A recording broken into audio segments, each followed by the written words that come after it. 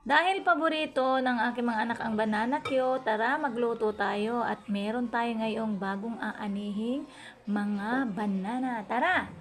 So, eto na nga guys. Pumunta na tayo dito kung saan meron tayo ulit na nakitang mga hinog sa punong mga saging na saba. Kaya naman, pinuntahan natin ang ating kuya para tulungan tayo na anihin ang nakita nating buwig ng saging. Pero napakahirap guys kasi nga napakaraming puno.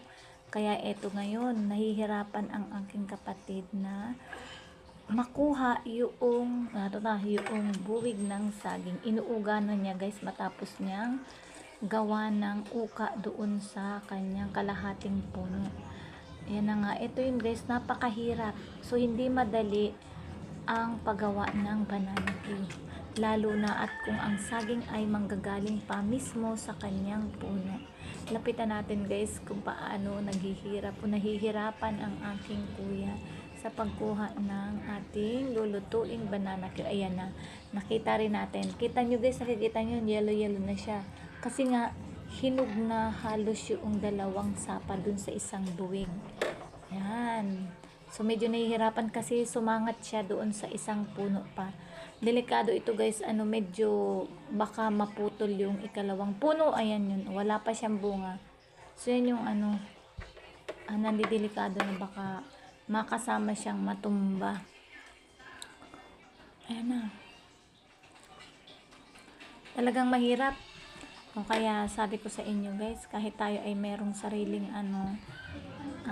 puno ng saging, hindi pa rin agad-agad na mangyayari yung gusto natin na kumain kaagad tayo na, ay banana, yan, naroon na patay. Yun na nga guys. At nakaramay na nga ang isang puno ng saging na matumba. Dahil nga siya ay siksikan, digpit-digpit, lapit-lapit yung mga puno. Kaya ayun, dahil malaki yung may bunga, yung maliit na katabi niya nadamay na rin matumba.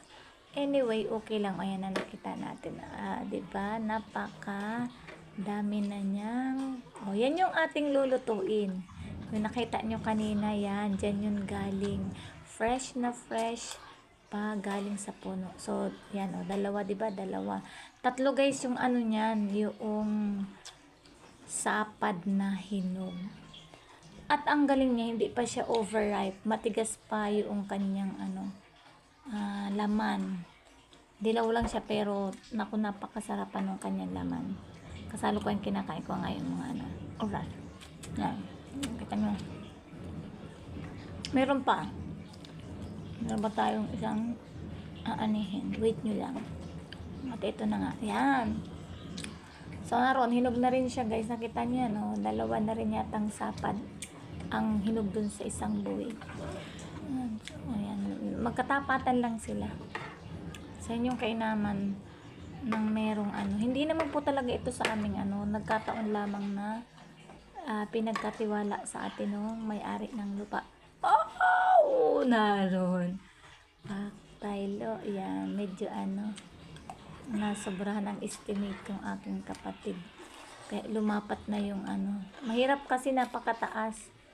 Mahirap ng takaman yung gawa ng ng akyatan, baka kasi mahulog pa yung kapatid. Kaya okay lang yun. Pero wala namang gaanong wala naman siyang gaanong na sila. Ayan na.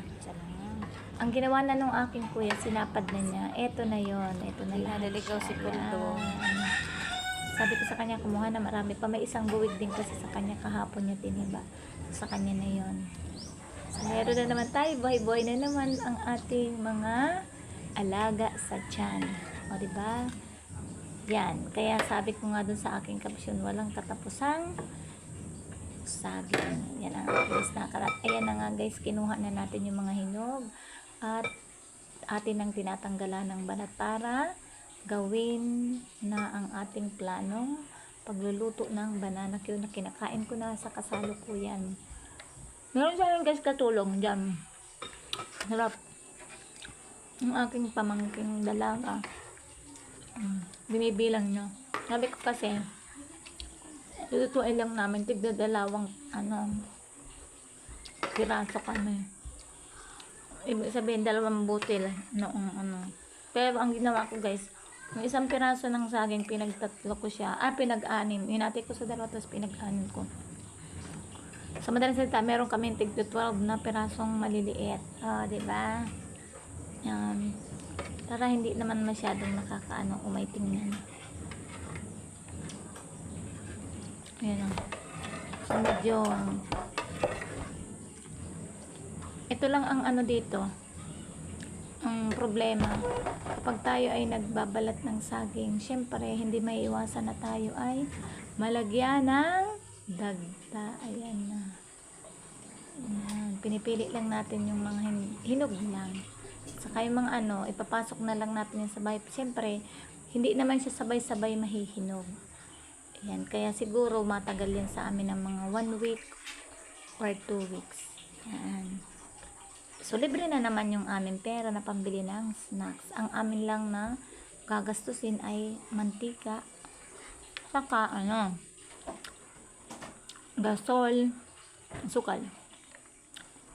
At ayan na nga, bakit ito, naprito ko na kasi guys kanina, hindi ko pala na-flex yung aking pinagprito. Naprito ko na una yung ating mga saging, ayan na. Hindi ko na-flex yung pranito ko. Yan, naprito ko na siya.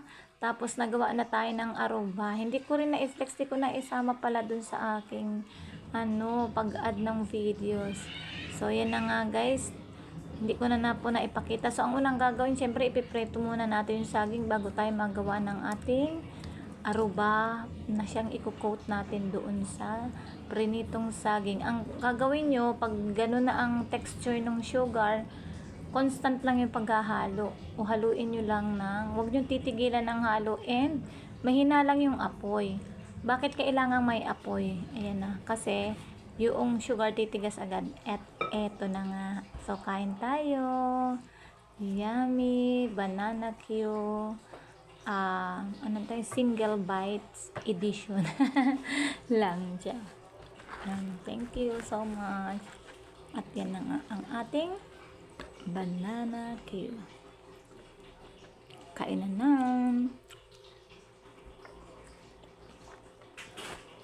So, hindi detailed yung hindi ko na alagay yung detalyadong natin. Thank you so much for watching.